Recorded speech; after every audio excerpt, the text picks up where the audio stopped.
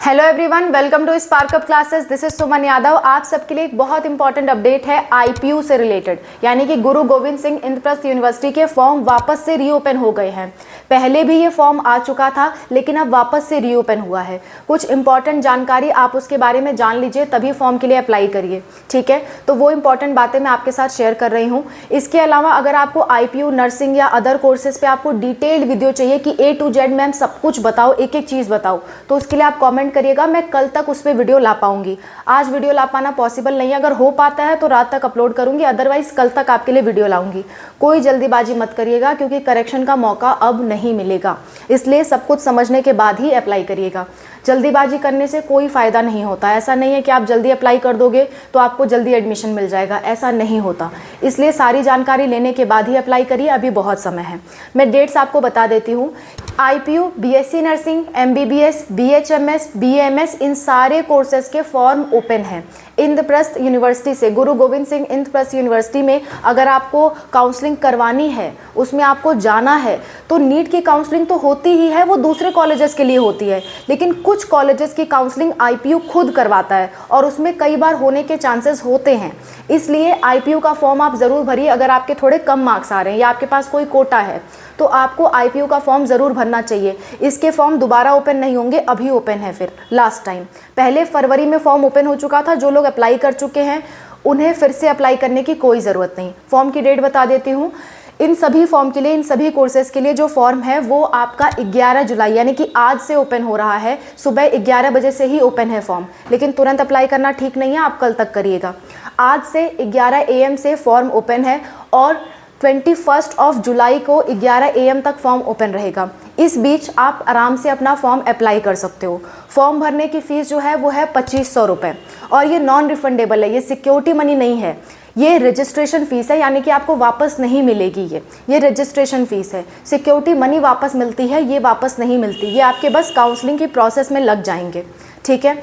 अच्छा, जिन लोगों ने फरवरी मार्च के बीच फॉर्म आया था तभी फॉर्म भर दिया है, उन्हें दोबारा से भरने की ज़रूरत नहीं है। पर बाई चांस उनसे कोई गलती हो गई थी तो अब वो करेक्शन कर सकते हैं।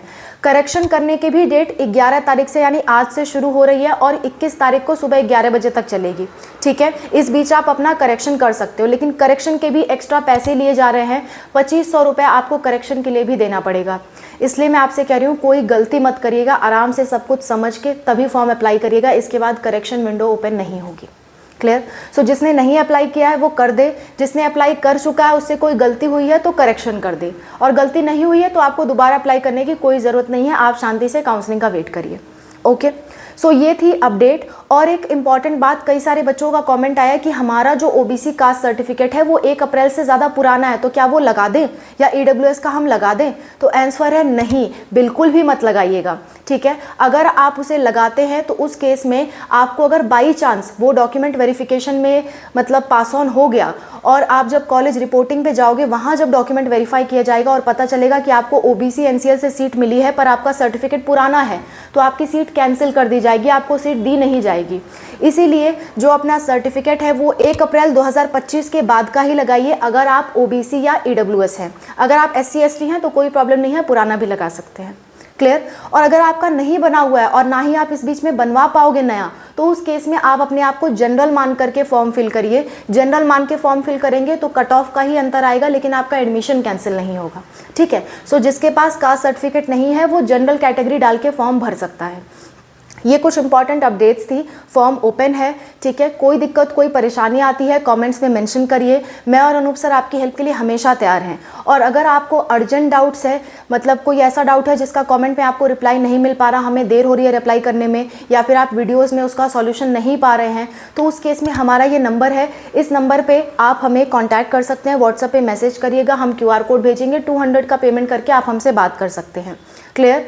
और अगर आपका ऐसा कोई डाउट है जो नॉर्मल सा डाउट है, तो उसके लिए हम मैक्सिमम से मैक्सिमम वीडियो बना चुके हैं ऑलरेडी। आप वो डाउट लिखिए, डाउट लिखने के बाद स्पार्क अप क्लासेस लिखिए, सर्च करिए, हमारी वीडियोस आपके सामने आ जाएंगी। आप फ्री में पूरा सॉल्यूशन पा जाएंगे वीडियोस के थ्रू।